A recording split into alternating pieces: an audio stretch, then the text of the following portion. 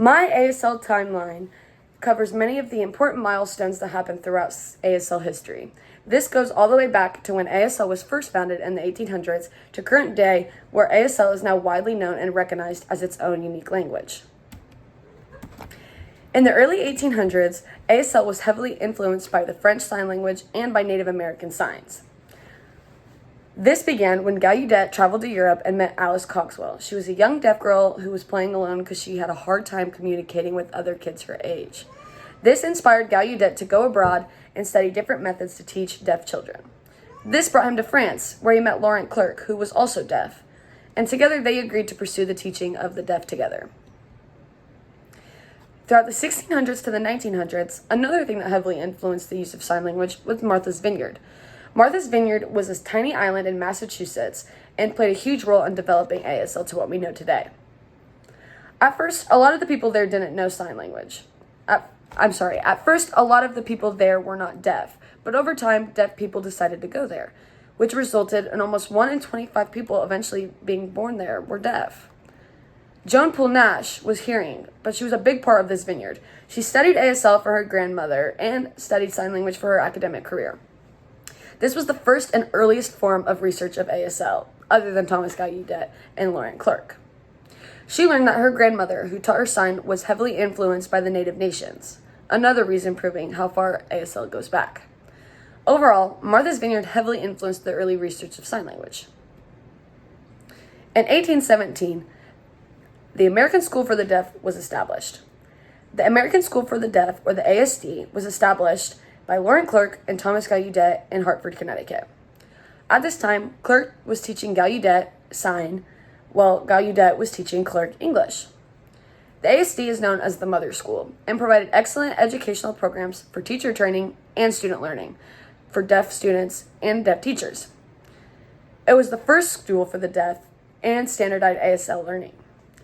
The ASD has formed local, national, and global connections between deaf, hard of hearing, and hearing people. The school also helped shape special education, racial integration, and technological innovations. The school was a great example of the deaf education to come. The school played a very crucial role in the society that we know today, and it also helped society relate to people who had disabilities. It was very important. In 1857/1864, Gallaudet University was established. Gallaudet University is the only university for deaf and hard of hearing students. The school was founded by Gallaudet after he met Alice Coxwell. Gallaudet University became a K through PhD school for the deaf. In 1864, Gallaudet University became federally funded by President Abraham Lincoln. In 1857, they had 12 students, but now that number is well over 1,500. And right now, they offer over 150 programs in ASL. Little to say, Gallaudet University plays a huge role in the development of ASL and the representation that deaf people deserve. In 1880, the Milan Conference happened. The Milan Conference had a huge impact on deaf people's lives and education. The Milan Conference was a multi-country conference for the deaf educators, the second international congress on the education of the deaf.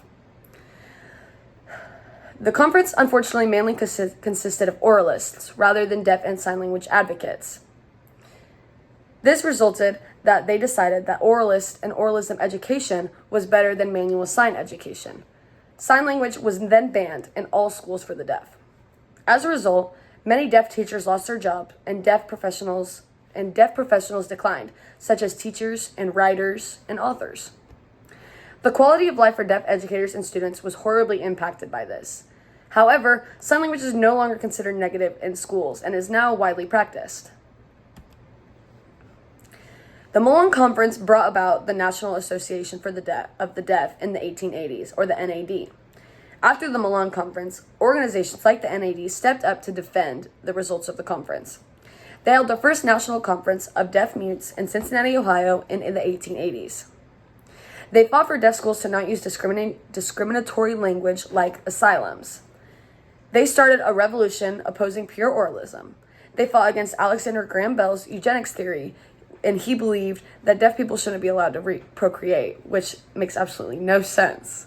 They fought against laws that banned employment of the deaf people, And overall, the NAD fought and continues to fight for the equality of deaf people and ensures they receive the treatment that they deserve. With the NAD, we also had the Rehabilitation Act, which was signed in 1973, and the ADA, which was signed and enforced in 1990.